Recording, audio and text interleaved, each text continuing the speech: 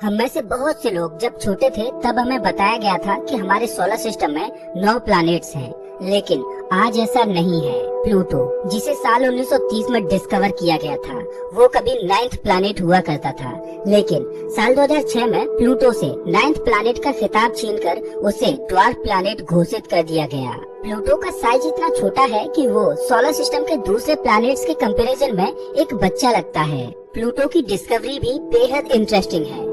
असल में scientist Uranus यानी कि 7th प्लैनेट के ऑर्बिट को अच्छे से एक्सप्लेन नहीं कर पा रहे थे। साल 1846 में हमारे 8th प्लैनेट नेपच्यून की डिस्कवरी के बाद भी यूरेनस के ऑर्बिट को समझा पाना मुश्किल हो रहा था। इसीलिए उस समय ये अंदाजा लगाया गया कि नेपच्यून के पार भी एक प्लैनेट है, और वक्त के साथ नेपच्यून के पार वाले प्लैनेट प्लूटो को हमने खोज लिया। हमें लगा कि अब ये प्लैनेट यूरेनस और नेपच्यून के ऑर्बिट को समझने में मदद करेगा, लेकिन ऐसा नहीं हुआ। ये प्लैनेट जरूरत से ज्यादा छोटा निकला। अब हम फिर से उसी मुश्किल में पड़ गए हैं जिस मुश्किल में 100 साल पहले पड़े थे। कोई तो बहुत ही भारी ऑब्जेक्ट है जो यूरेनस और नेपच्यून को अलग ऑर्बिट में मूव करने के लिए मजबूर कर रहा है। बहुत से कैलकुलेशंस की मदद से वैज्ञानिक ये पता लगा सकते हैं कि एक प्लैनेट उसके आसपास के दूसरे चंद्रमाओं और ग्रहों की वजह से किस तरह के ऑर्बिट में मूव करेगा। लेकिन सिर्फ यूरेनस और नेपच्यून ही ऐसे प्लैनेट्स हैं जो कैलकुलेशंस के बिल्कुल परे जाकर अलग तरीके से मूव कर रहे हैं। बहुत से रिसर्चर्स पूरी तरीके से बिलीव करते हैं कि एक प्लैनेट 9 बाहर कहीं अंतरिक्ष के अंधकार में मौजूद है और वो प्लूटो से कहीं ज्यादा बड़ा है। अब चूंकि इस प्लैनेट के बारे में हम ज्यादा कुछ नहीं जानते, इस वजह से इसे हम प्लैनेट एक्स भी कह सकते हैं। तो क्या प्लैनेट 9 सच में है? अगर है तो वो कैसा दिखता है, और तो और वो स्पेस में आखिर इतनी दूर कैसे पहुंच गया?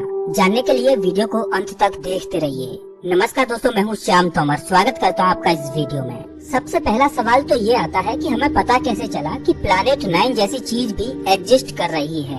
मान लीजिए कि हमारा यूनिवर्स बिल्कुल खाली है। इसके अंदर केवल हमारा सूर्य है और उसके अराउंड रोटेट करती हुई केवल हमारी धरती।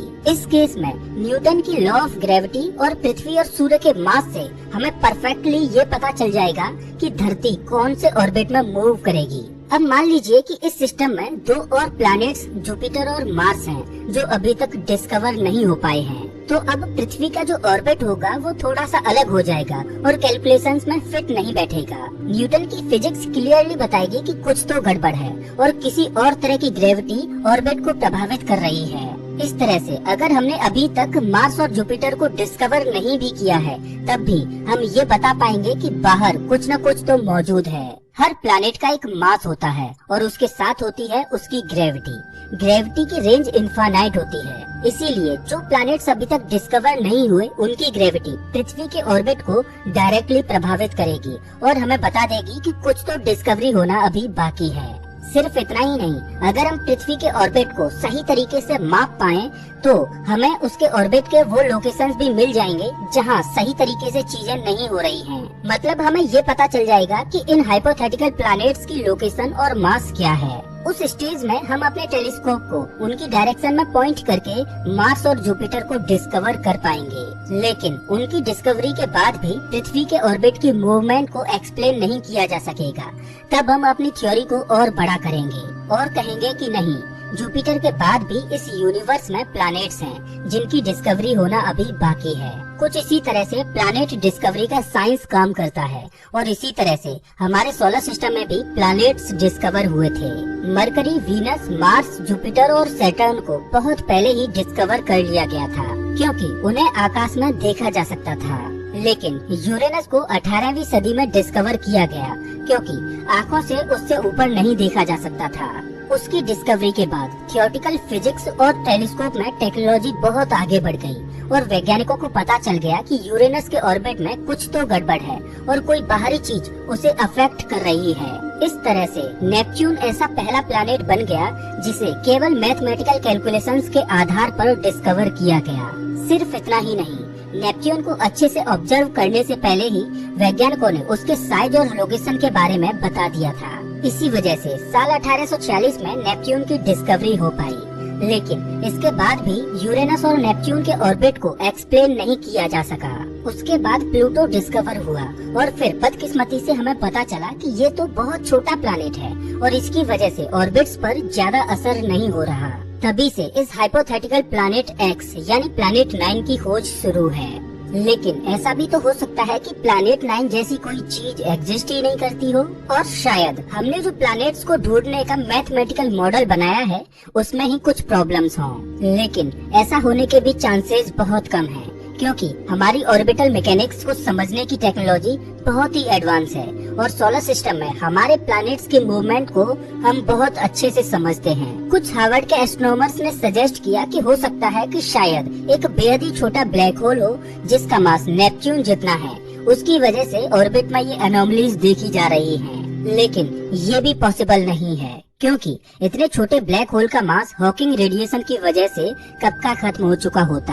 हालांकि ऐसे बहुत से खोजकर्ता भी हैं जो मानते हैं कि प्लैनेट 9 के होने की संभावना नहीं के बराबर है और जरूर हमारे डेटा में ही कुछ गड़बड़ है। लेकिन हमारे पास पुख्ता सबूत मौजूद हैं कि प्लैनेट 9 जैसी चीज सोलर सिस्टम में बिल्कुल हो सकती है। माना जाता है कि ये प्लैनेट 9 केवल यूरेनस और नेपच्यून के ऑर्बिट को ही अफेक्ट नहीं कर रहा, बल्कि दूसरे ड्वार्फ प्लैनेट्स जैसे कि प्लूटो को भी अफेक्ट कर रहा है। इन दूर के ऑब्जेक्ट्स को ट्रांस नेपट्यूनियन ऑब्जेक्ट या TNO भी कहा जाता है। ये ऑब्जेक्ट्स नेपच्यून के पार ऑर्बिट कर रहे हैं। ऑब्जर्वेशंस कहती हैं कि ये TNOs भी उस तरह से ऑर्बिट नहीं कर रहे हैं जिस तरह से हमारी मैथमेटिकल कैलकुलेशंस बताती हैं। साल 2016 में कैलटेक के 2 एस्ट्रोनॉमर्स ने ये थ्योरी दी कि एक 9th प्लैनेट जो पृथ्वी से 4 या 5 गुना बड़ा है और जो सूर्य और पृथ्वी के कंपैरिजन में 360 से 620 गुना दूर है, वो सोलर सिस्टम में एग्जिस्ट करता है। सिर्फ ऐसा ही एक प्लैनेट बहुत से TNOs के ऑर्बिट को एक्सप्लेन कर पाएगा। लेकिन अब सवाल आता है कि अगर इस तरह का कोई प्लैनेट हमारे सोलर सिस्टम में मौजूद है तो वो इतना दूर कैसे पहुंच गया। माना जाता है कि प्लैनेट 9 भी दूसरे लार्ज प्लैनेट्स की ही तरह सन के करीब बना था, लेकिन जुपिटर और सैटर्न के कांटेक्ट में आने के बाद ये उछलकर दूर चला गया। बहुत सारे सुपर कंप्यूटर सिमुलेशंस इस पॉसिबिलिटी को सच मानते हैं। वहीं कुछ लोगों का कहना है कि ये प्लैनेट बिलियन साल पहले सूर्य के बजाय किसी दूसरे स्टार के ऑर्बिट में रिवॉल्व करता था और इन दोनों तारामंडलों के कांटेक्ट में आने के बाद अब वो प्लैनेट उस स्टार से छूटकर सूर्य के अराउंड आ गया है। और थ्योरीज कहती हैं कि प्लैनेट 9 एक रोग प्लैनेट था जो यूनिवर्स में भटक रहा था, लेकिन तभी सूर्य की ग्रेविटी ने उसे अपने ऑर्बिट में कैद कर लिया। चलिए अब अगर ऐसा मान लेते हैं कि प्लैनेट 9 एग्जिस्ट करता है तो अब वो दिखता कैसा होगा। हमें किस टाइप के प्लैनेट की खोज करनी चाहिए कि प्लैनेट 9 हमें मिल जाए। जैसा कि हमने देखा कि प्लैनेट 9 सूर्य से बहुत ही दूर है, इसीलिए वो बहुत ही कम लाइट को रिफ्लेक्ट करेगा। रात में एक अच्छे से टेलीस्कोप से भी उसे देख पाना लगभग नामुमकिन होगा। वैज्ञानिकों ने 3 पॉसिबिलिटीज सामने रखी हैं कि प्लैनेट 9 कैसा दिखता होगा।